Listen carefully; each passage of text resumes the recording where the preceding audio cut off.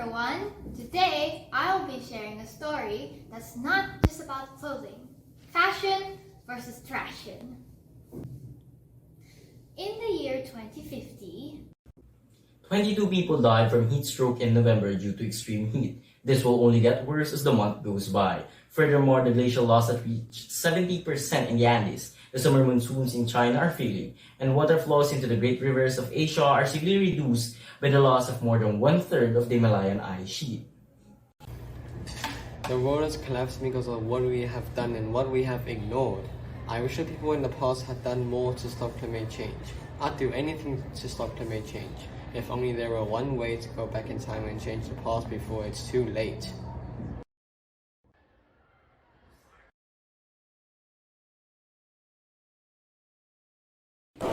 Where am I? Why is it so noisy? it was at this moment that the main character realizes he's in a famous shopping district in Taiwan, Hoi Shopping District. Shopping districts in Taiwan gets famous quickly. One of the main reasons would be our public transportation, like the MRT. Our public transportation focuses on more sustainable, low carbon, and less automobile dependent.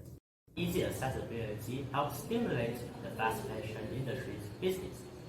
More than 64.2% growth, and more than 51% of the customers shop more conveniently and go to shopping centers 2 to 3 times a month. This is also the case with Manila in the Philippines. Nearly every metro station, there is a shopping center or a mall nearby. Fast fashion is a highly profitable business that turns the newest catwalk designs into cheap, affordable, trendy clothing for shoppers. Hey, are you alright? Is there something wrong with you? Oh, what an unlucky being I am. Out of all the things produced, I just have to be a t-shirt, and a cheap quality one too.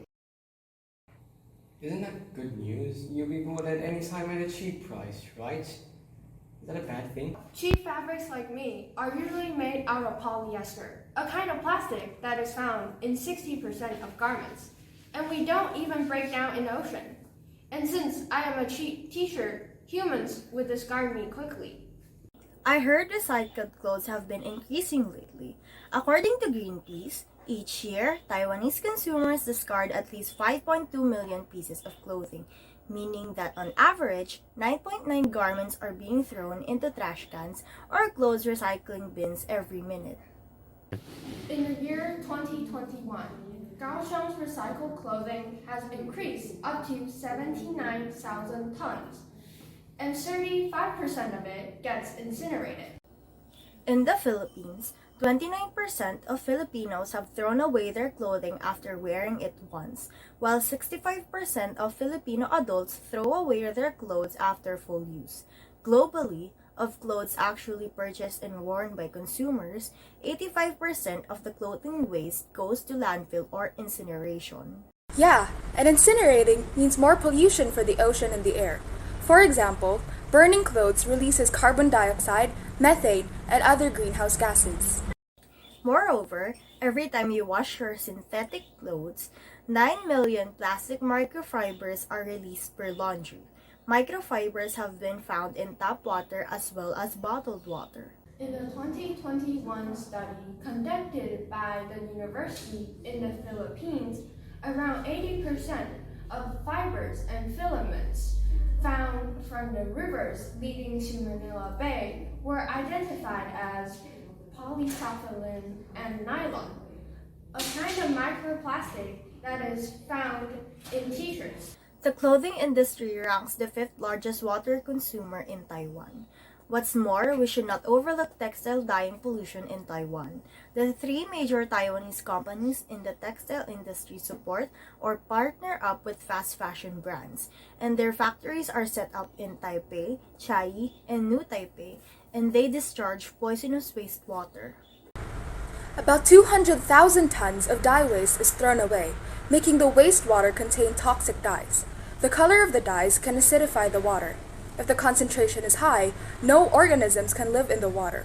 With the discharged wastewater in the river, some of the water will flow to the farmland and will affect the quality of the crops and eventually humans' diet. Who would expect clothing production and clothes waste to cause such a serious problem? We should do something about it to restore our Mother Earth's health.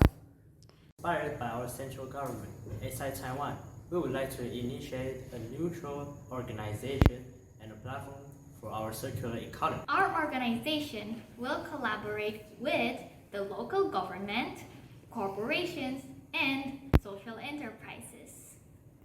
Meanwhile, we also provide consumer education for sustainable consumption.